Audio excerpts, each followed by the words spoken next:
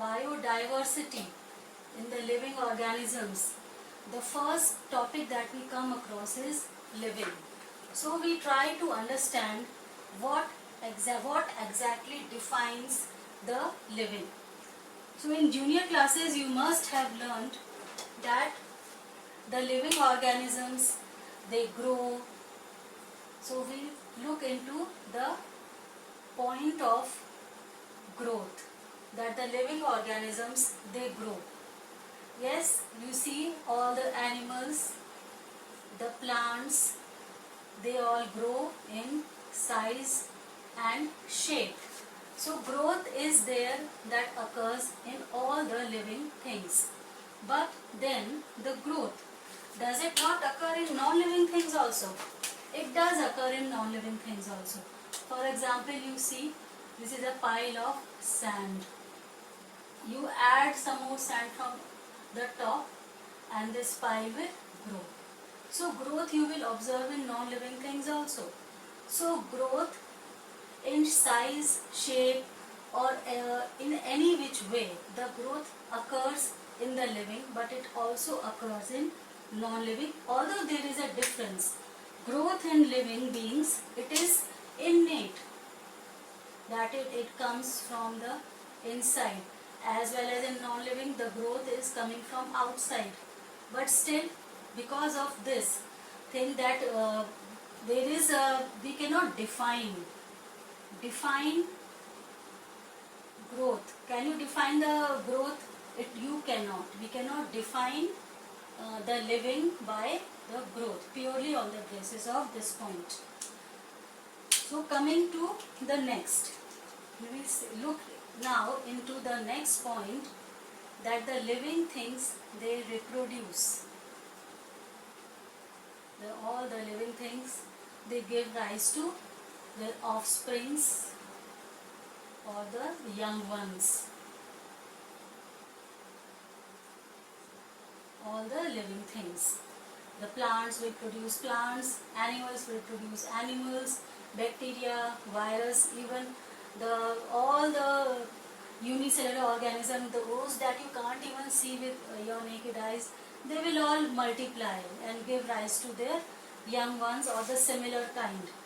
And the same thing can you observe in non-living? This you will not observe in any non-living. You look at a piece of furniture, you look at anything that is non-living, a piece of paper, sand, brick, anything that does not reproduce. But there is an anomaly in this case also here.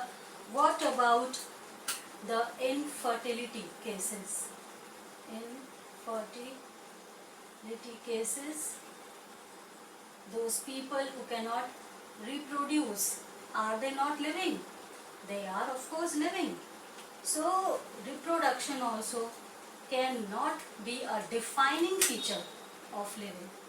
This also is also not a defining feature of living. Yes, living things grow, living things reproduce, but still they are not defining features. Now, looking at the third point, another point we come to, all the activities taking place inside the body, like respiration, digestion, excretion, secretion, reproduction, circulation, hormonal control, all these are the result or they take place due to some chemical reactions that are occurring inside the body. Without the chemical reactions take place, none of these systems that I just spoke or you must be knowing, they will not occur without the chemical reactions. These chemical reactions can be said that this is called, this word for these is metabolism. One word for all these chemical reactions is metabolism. Metabolism takes place inside the body of the living. Non-living things do not have these chemical reactions occurring inside there. So chemical and another anomaly you can argue over this, that the chemical reactions take place in the laboratory.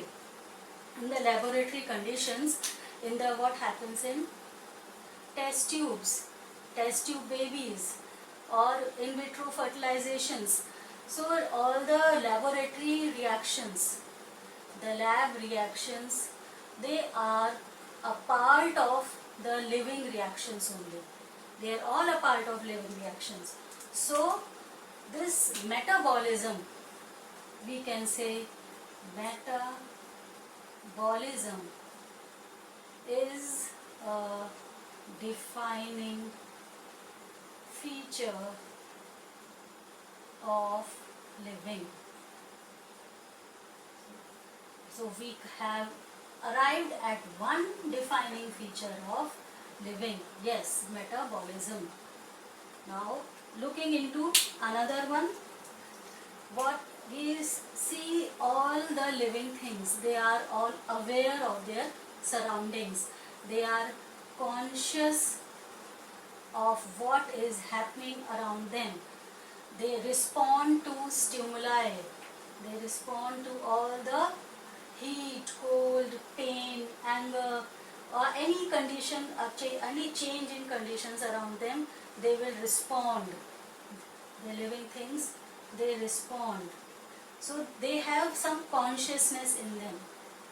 And what about the non-living things? Your furniture, it will not respond to any change that is happening around in the room. So the non-living things, they do not respond. Even the plants, they respond. Even the plants, they respond to light. The plants, they grow towards the light.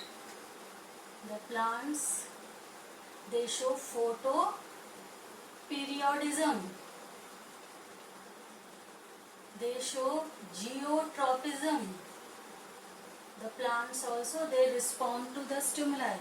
So this consciousness, this responding to stimuli, this is also consciousness is also a defining feature